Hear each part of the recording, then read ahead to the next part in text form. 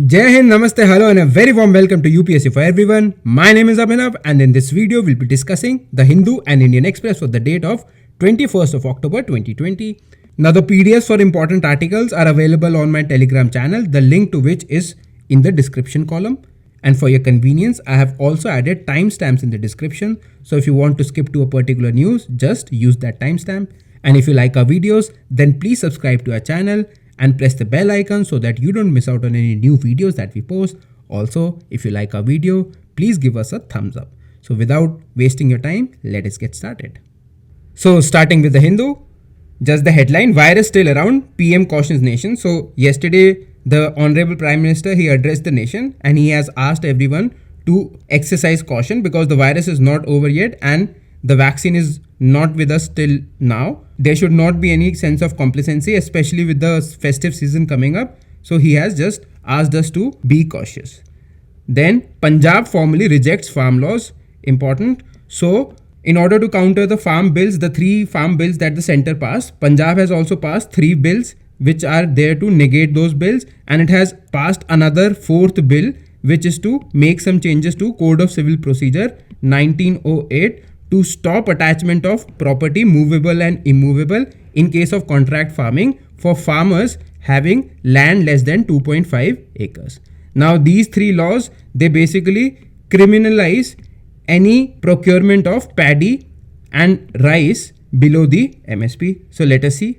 Punjab became the first state to formally reject the centre's 3 recent agricultural sector laws, the assembly unanimously passing the 3 bills to negate the union legislation. Among other things, the 3 bills provide for imprisonment of not less than 3 years and fines for sale purchase of wheat and paddy under farming agreement below MSP, and prevention of hoarding and black marketing of agricultural produce.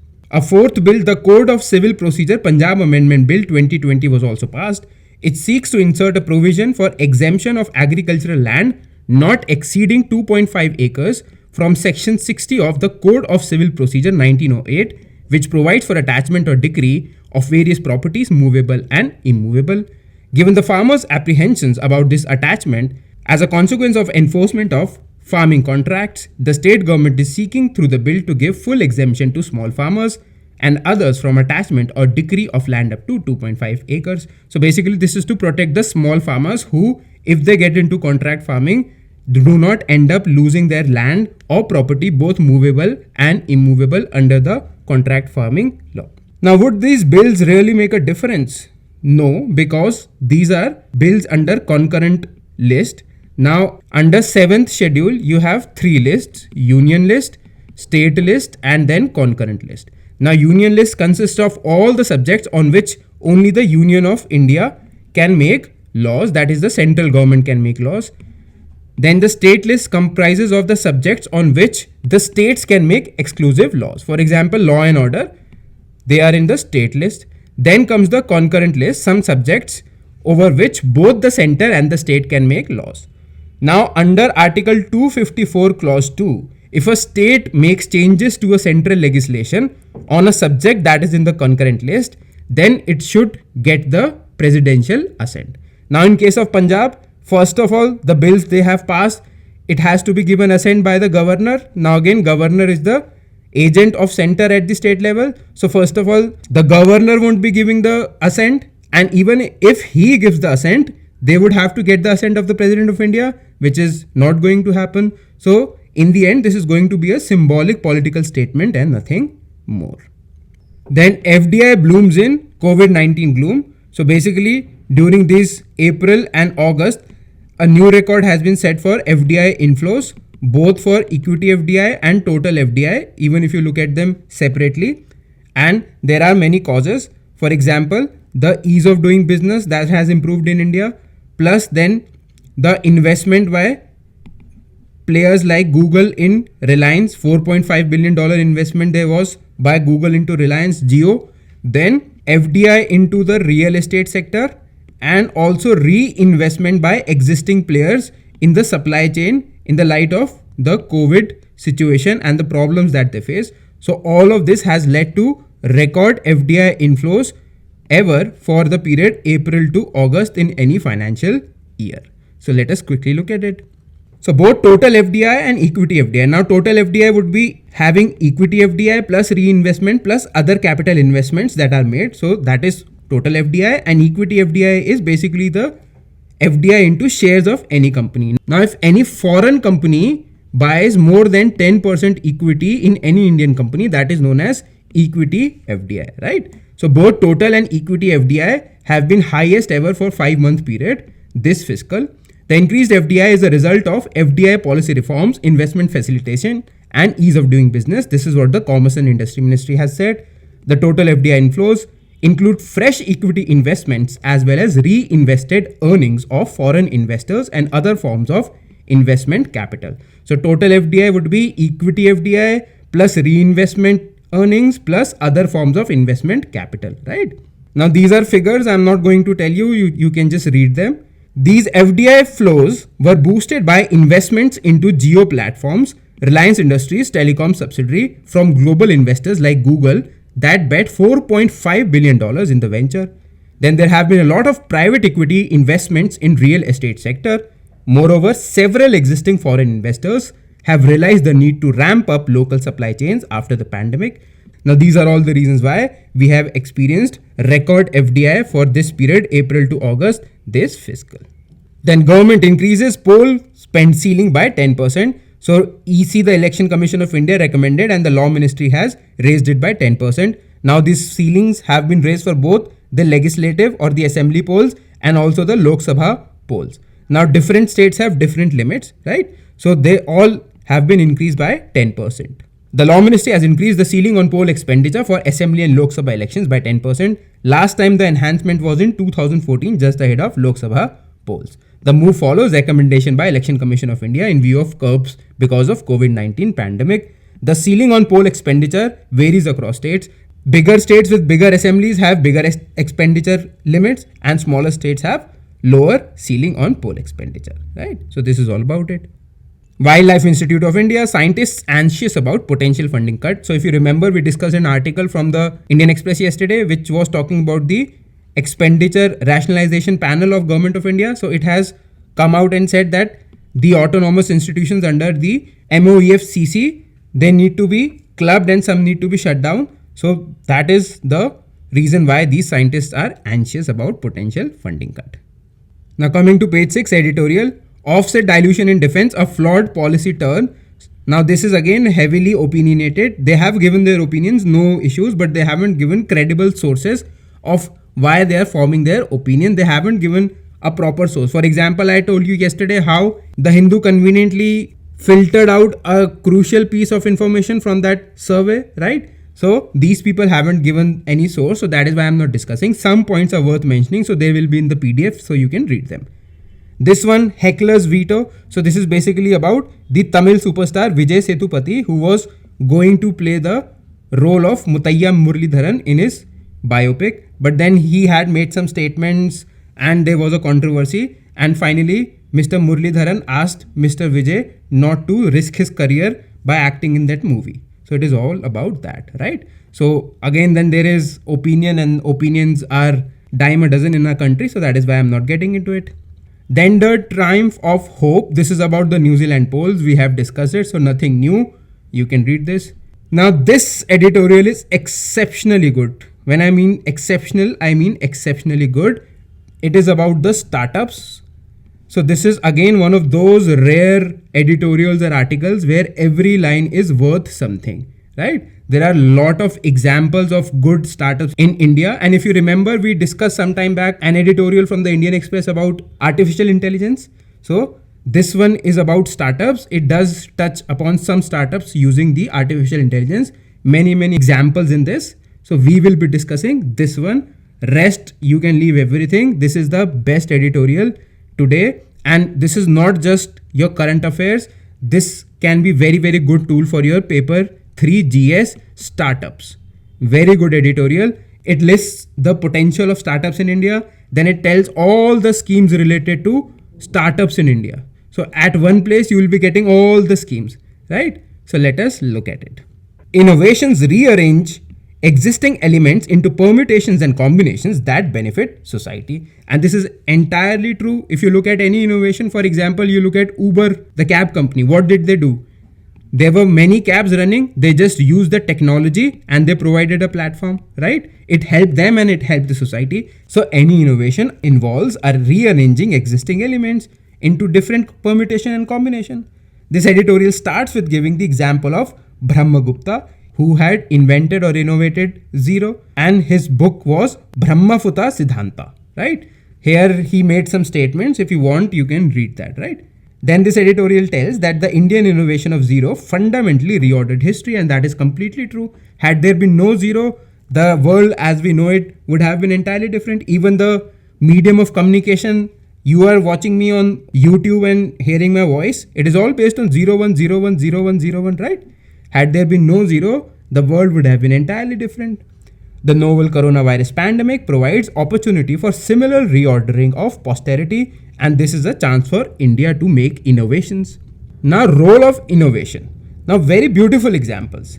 Innovation is again a recombination and brings tangential benefits through products and services that may not even have been its initial purpose. Now, see, Twitter. Twitter started out as a platform to find podcasts, and now it has become a micro blogging site, right? Instagram was first intended to be a sign-in application, and today it has become the major social media site.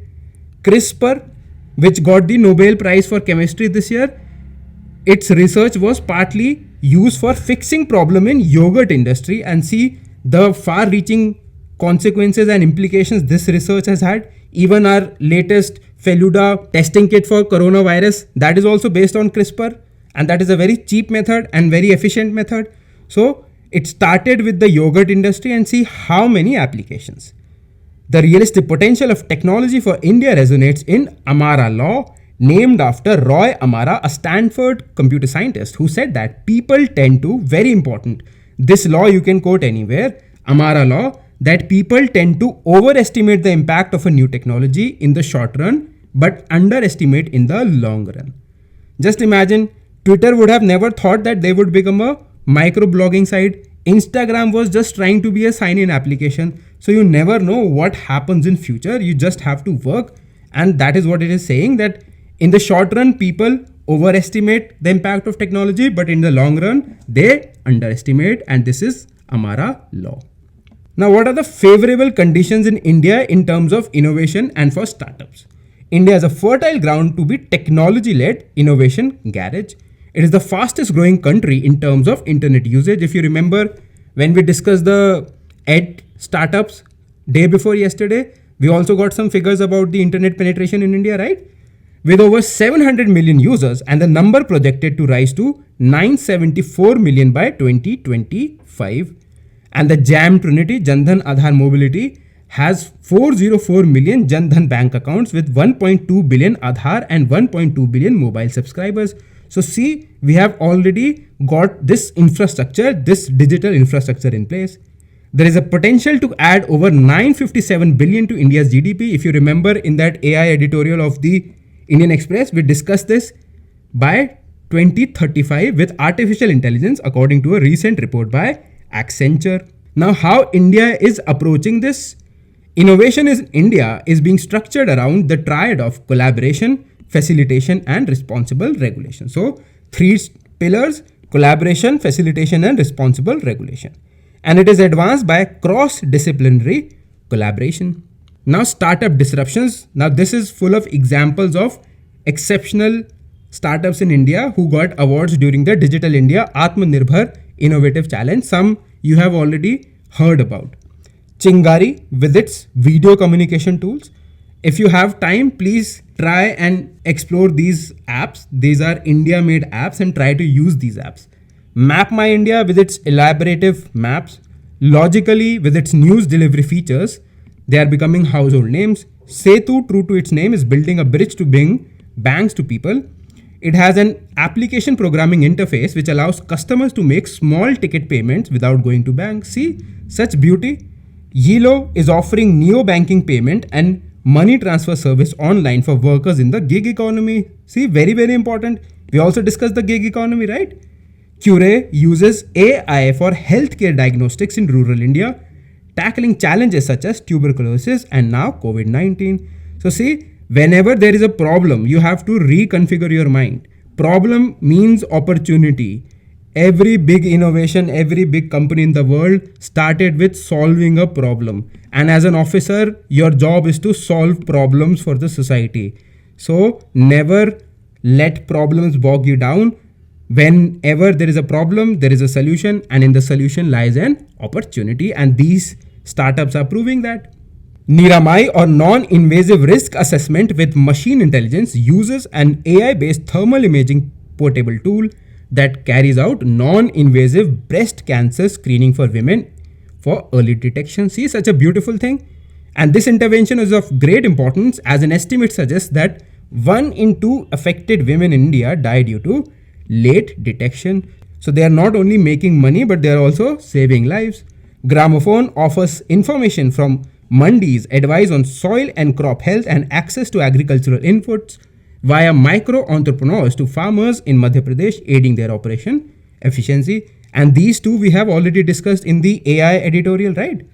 Vernacular AI offers video-based AI product that can understand up to 10 Indian languages and around 160 dialects. It is helping build virtual, smart, responsive, and effective chat assistants suitable for diverse Indian consumers. So see, there is no dearth of talent in our country. People are very, very intelligent. It's just that they don't get an opportunity. Now people are coming forward and they're making great innovations for our society. Now many incentives. This startup ecosystem needs many incentives.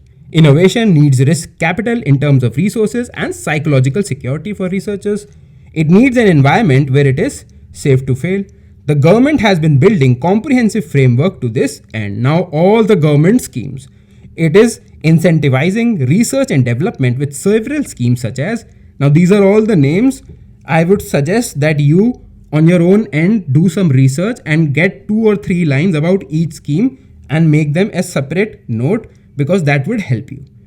So what are the schemes? Inspire, Ramanujan Fellowship, Kiran Scheme, Smart India Hackathons, Atal Innovation Scheme, Big Scheme, Prime Scheme. So there is no dearth of support from government for these startup ecosystems. Even if someone among you is trying to set up a startup and are hesitant, so these are all the schemes, you could use it and maybe you could become the next big tech entrepreneur of a country. The National Mission on Interdisciplinary Cyber Physical Systems aim to catalyze translation research across AI, Internet of Things, machine learning, deep learning, big data analytics, robotics, quantum computing, data science. So this is also a very important mission, National Mission on Interdisciplinary Cyber Physical Systems. Now light touch regulations and collaboration. So that means government is not getting too much into this sector. They are just regulating it from a distance so that this industry can grow and innovation can happen. The government has been actively facilitating collaborative and light touch regulatory practices to promote innovation and incentivize risk taking. It has increasingly relied on collaboration, communication, and creativity, taking the route of standard and principle adherence. So, collaboration, communication, creativity, these are the 3 C's that government is following. At the same time, it is ensuring that these startups are following standards and principles are being adhered to. The Reserve Bank of India, SEBI, and IRDAI allow for regulatory sandboxes for piloting new ideas. So they are giving them all kinds of flexibility to come up with new ideas. The TRAI has recently introduced recommendations for regulating cloud services in India, suggesting a light touch regulation in collaboration with industry, balancing commercial freedom and principle adherence. So this is all about this editorial, exceptional editorial. Every line is important. So I would request you to make a separate note of this entire editorial. Find something about the schemes that I just told you about. And this is something that is going to prepare you well for your GS paper 3 and also for essay. For all you might know, there could be an essay about the startup ecosystem in India, what it needs, history of innovations in India. So you could start with Brahmagupta's example, right? Zero that revolutionized the world. Then page 7, op-ed, Flawed Foreigners Tribunal. Again, this is very, very specific. That is why I'm not getting into it. Give it some time. Let the NRC or whatever they're trying to bring let it come out and what are the implications, then we'll discuss it. Right now, there's no point. Then towards fewer deaths in Tamil Nadu. Again, this is very specific to the state of Tamil Nadu. So this person, he is telling us what to do to reduce the deaths in Tamil Nadu. Again, not for us to discuss here. Then in the US, it could go either way. Again, this is an open election. Let us see what happens. We'll get to know real time soon. Then Kaleshwaram Eco Clearance violates law as per NGT. So the Kaleshwar project was launched just last year, and this is world's largest project, multi-purpose project for providing drinking water and irrigation water. Now NGT said that this project went ahead without getting the environmental clearance from MOEFCC, right? It started around 2007 and it did not get the clearance, and after its implementation it got its clearance. So NGT said that this violates law. It has also said to formulate a panel to see what sort of damage has been done and to reverse that, and it has also said that there should be fixing of responsibility, and it has also directed the government, the Telangana government, to take forest clearance before resuming this operation. And for all practical purposes, it has told the government to halt all the operations except for the drinking water component, right? So let us see. Now NGT is important this year, I've already told you, because we have completed 10 years of NGT, and day before yesterday we discussed in detail about NGT. So you can go back and refer to that video, right? Now let us see. Kaleshwaram Eco Clearance violates law, NGT. The NGT declared that the eco clearance or environmental clearance to the Kaleshwaram lift irrigation project was granted ex post facto after completion of substantial work by MOFCC in violation of law. Now the NGT made the following observations. Telangana government to stop all work except drinking water component. Accountability needs to be fixed and remedial measures taken. State government to obtain fresh forest clearance before moving ahead with the project. And it directed the MOFCC to constitute a 7-member expert committee with relevant sectorial expertise to go into the matter in light of the observations in present case. The committee could assess the extent of damage caused in going ahead with the project without EC, that is the environmental clearance, for the period 2008 to 17, and identify the necessary restorative measures. Further, this committee could look into relief and rehabilitation measures adopted and required to be further adopted, and examine effective implementation of environmental management plan submitted by the project proponent, and also compliance of EC conditions. So these are all the things that NGT has said, and we have already discussed what is NGT. It follows the principle of natural law. It has the power of a civil code. It can even punish for non-compliance. So we have discussed everything. Please go back and read that or watch that video. Then you would be better able to connect it. NGT, I'm again telling you, is very, very important for this year and 2021 because it has completed a decade. Now, Kaleshwaram multi-purpose lift irrigation project. It's the world's largest irrigation and drinking water system, inaugurated last year, meant to provide water for drinking and irrigation to nearly 45 lakh acres in 20 of 31 districts of Telangana, apart from Hyderabad and Sikandrabad. So this is all about this news. Now coming to page 10, first let us look at some headlines. Be cautious of reinfection, says ICMR. So India has put a limit of 100 days for reinfections, and there are cases of reinfections. So ICMR is saying that even if you get antibodies, they don't last forever. That is why you need to be extra cautious.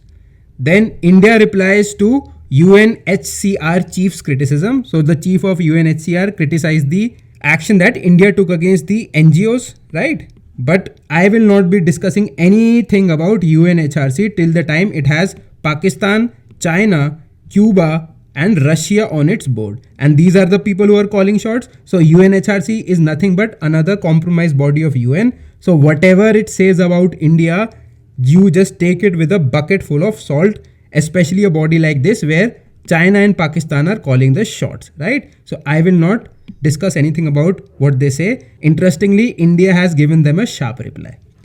Now Amit Shah meets Nagaland leaders. So this Naga problem has been going on and I have discussed this Naga issue in detail. So it was just a meeting. Let something substantial come out of it. Then I'll discuss it again.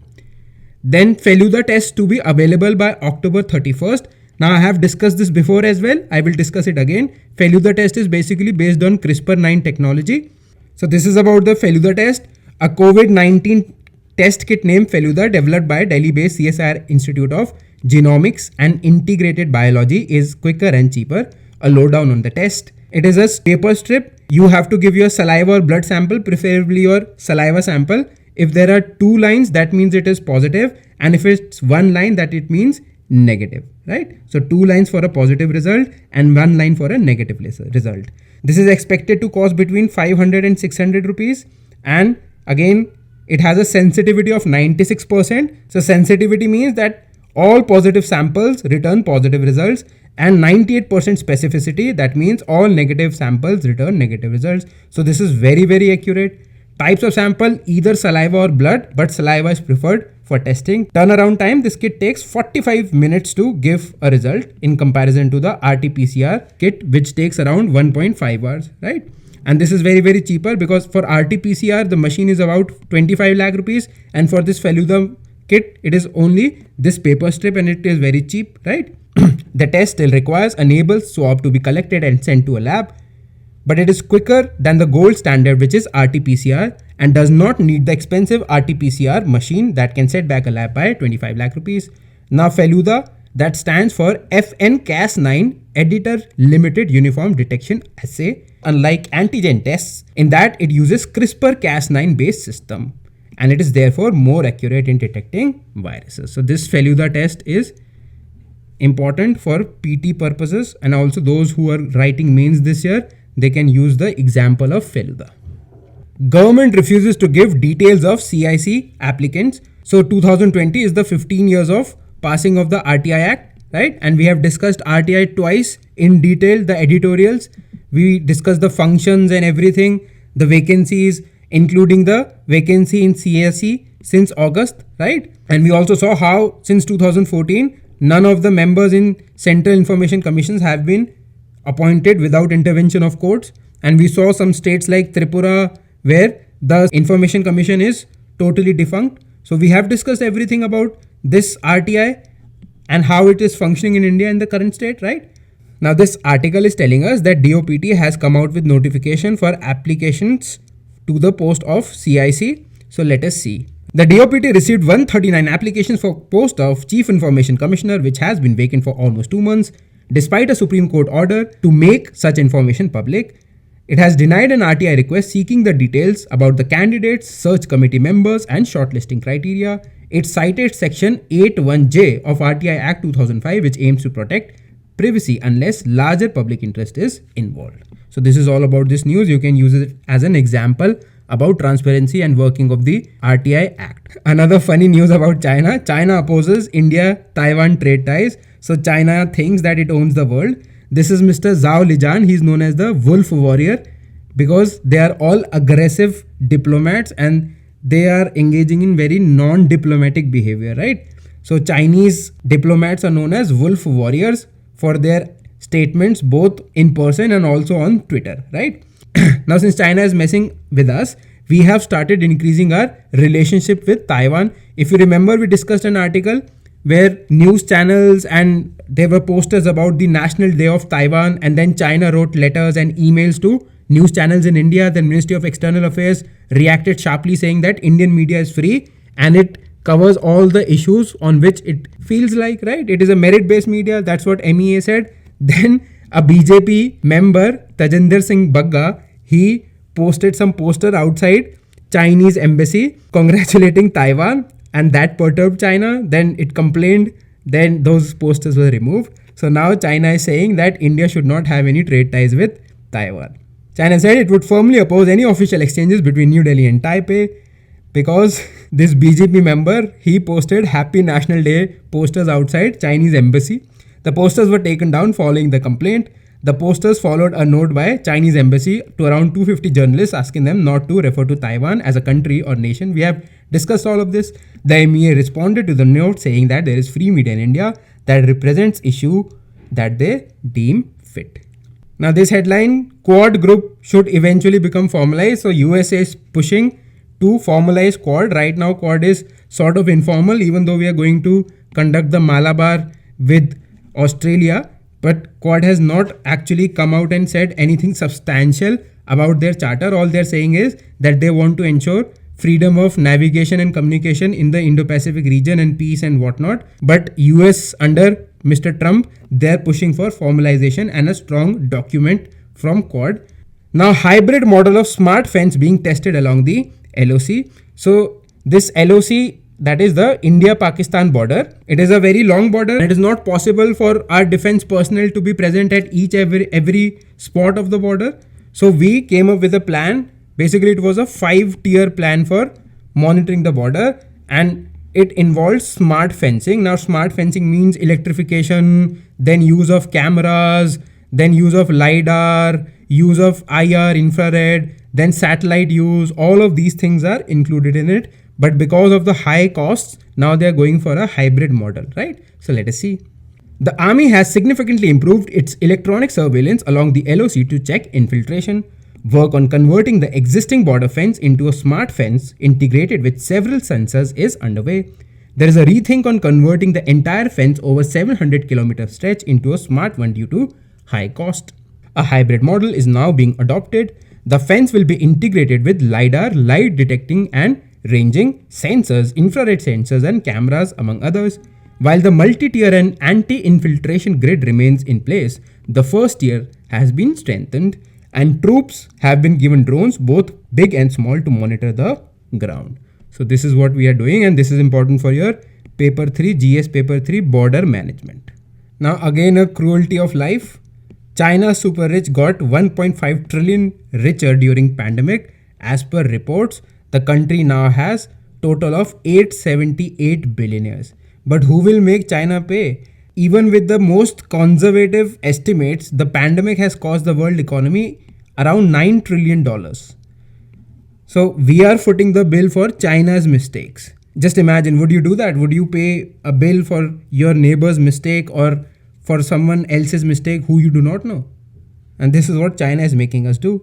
Now let us see this. According to Hurun report, which is an annual global rich list, China now has a total of 878 billionaires. Even USA had around 628 billionaires beginning with this year. I don't know the figures right now, but I think China has surpassed them. And they are so-called communist country full of corruption. Majority of them, you would find them having connections with the Communist Party. Children of the members of Politburo, they are the ones who are becoming billionaires. A sham. This whole country is a sham. As e-commerce and gaming boomed during pandemic lockdowns. So all of you who are engaging in Chinese games, please stop doing that. An extra 257 people also joined the Billionaires Club in China by August, following 2 years of shrinking membership. So this seems like a sinister Chinese plot. There were around 2,000 individuals with a net worth of more than 300 million in August, giving them a combined net worth of $4 trillion. So see, this is what is happening in the world. Now, US files antitrust laws against Google. Very, very important. We have already discussed Google versus Paytm in India, right? And then there was going to be an antitrust case against Google for using its dominant position in the Android TV market. And Google is already facing 4 major antitrust cases in India. And there was a committee in US, a bipartisan committee, which indicted Google for misusing its dominant market position and distorting the market and for its anti-competitive practices. And that report also mentioned about India. So now the Department of Justice has finally filed a case against Google, and this is said to be one of the biggest cases in a generation. The last time such a big case was filed, it was against Microsoft, and now it is Google's turn. And if you remember, there was another report which said these 4 major players, Google, Apple, Microsoft and Amazon, how they are distorting the market and how they are forming monopolies in their own domains. So let us look at this one. US Department of Justice accused Google of maintaining an illegal monopoly over search and search advertising through several exclusive business contracts and agreements that lock out competition. And they also acquire smaller companies and they use their dominant position to distort the market. Such contracts include Google's payments of billions of dollars to Apple to place the Google search engine as the default for iPhones. And if you look at it, they are basically having a very good synergy. Google is excelling in software and Apple is excelling in its own products, the Apple products and iOS, and both are not fighting. On the face of it, it might seem that they are competing for the market, but they have their own domain set. And if you really look at Google phones, The Pixel phone, it doesn't even look like they're trying to fight. They're just putting out a product there to have an appearance that they're trying to compete, but the real story is something else. This is government's most significant legal challenge to a tech company market power in a generation. Last time it was Microsoft. Now coming to page 14, cyber crimes caused loss of 1.25 lakh crore in 2019. So this statement was made by the National Cyber Security Coordinator, and he said that cyber threats will continue to increase as the country starts developing smart cities and rolling out 5G networks among other initiatives. There are only a few Indian companies that are making cybersecurity products, and that there is a big vacuum in the sector.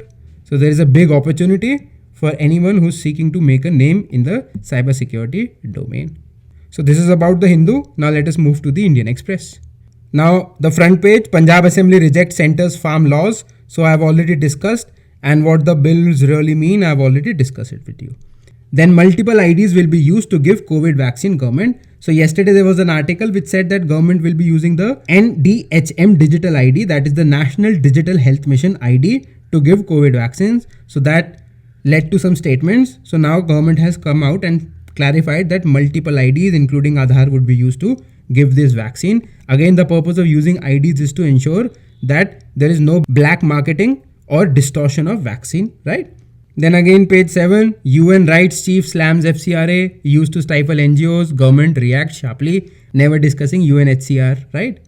Then page 10, Malabar signal, just some lines. So we have discussed yesterday how in 2007, India invited Australia and Singapore, then China issued demarches, right? So that put India and Australia on the back foot. Then it got converted into a bilateral.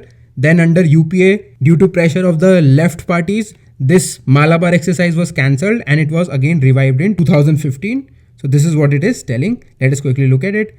So back in 2007, the main reason behind Delhi's hesitation was the concern that including Australia into the Quad might offend China's rather fragile political sensitivity. Something then has clearly changed India's calculus on China, as China's muscular utilitarianism rises and undermines India's core interests along a broad range of issues, from territorial integrity to regional and multilateral issues.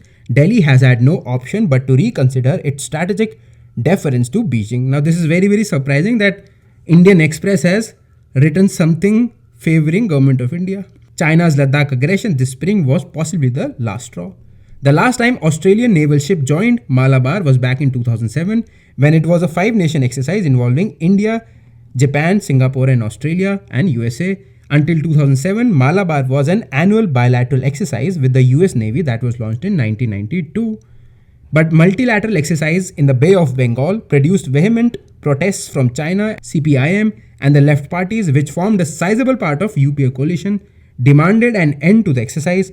A flustered UPA government ordered an end to multilateral Malabar. This policy endured until 2015, when the NDA government invited Japan to join the annual Malabar exercise.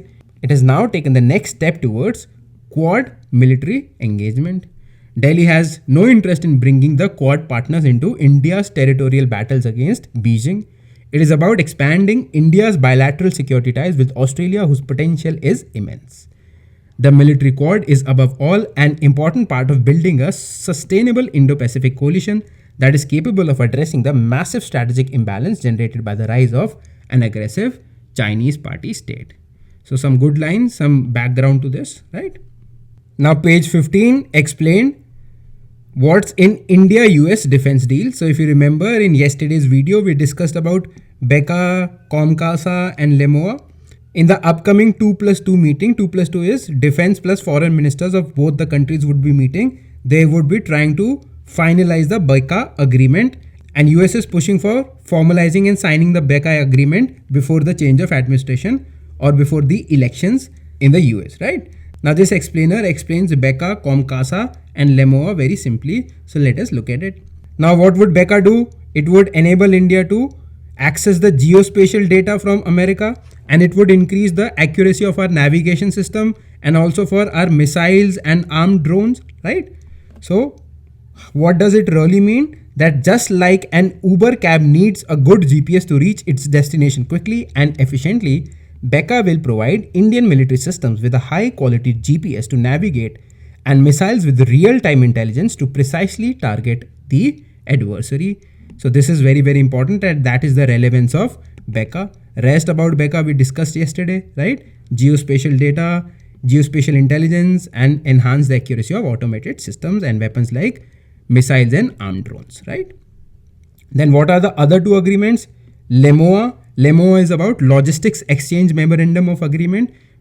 What would happen in it? Basically, the militaries of both the countries, they can use each other's facilities, right? And this is all the more important for Navy because our warships can use the naval bases of the US, and similarly, US warships can use India's naval bases. But then there is a problem. That problem is that the naval warships are considered critical technology. So we wouldn't want to expose it to an adversary or to someone who we do not totally trust. So this LEMOA agreement, it basically signals that now we have developed that much trust among us that we can expose our critical technology to each other. So let us see what is it saying. To put it simply, it is like going to a friend's garage and workshop to refuel one's car and getting repairs done. But by doing this, one is also exposing one's car and technology to the friend, and that requires trust. In military terms, one's naval ships are strategic assets, and use of another country's base would expose one's military assets to the host. So signing of LEMOA needs trust. So if signing LEMOA needed trust, its application enhances the trust. It took almost a decade to negotiate LEMOA. This, in a sense, has bridged the trust deficit and paved the way for remaining foundational pacts. And this LEMOA was signed in 2016, right? Now the COMCASA, Communication Compatibility and Security Arrangement, it was signed in September 2018 after the first 2+2 dialogue. Again, what is 2+2? The defense and foreign ministers of both the countries meet. Now, COMCASA would enable the militaries of both the countries to engage in conversation on a network which is end-to-end encrypted, just like WhatsApp or Telegram. If you see, WhatsApp and Telegram tells you that this platform is highly secure because this communication is end-to-end encrypted. So COMCASA would do just that, but for the militaries. So it allows the US to provide India with its encrypted communications equipment and systems so that India and US military commanders, aircraft and ships can communicate through secure networks in peace and war, and this would increase the interoperability between the two militaries. To explain in layman terms, it is like WhatsApp or Telegram for two militaries, which is safe and real-time communication is possible, hassle-free.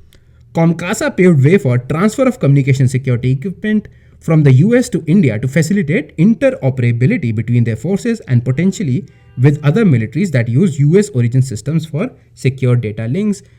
So all the countries in Quad, that is Japan, Australia, right, and US, they all use similar communication platforms, and those platforms are basically US based. So if India has signed COMCASA with US, it opens paths for India to communicate with other militaries as well, the Japanese and the Australian. So what do these three pacts put together mean?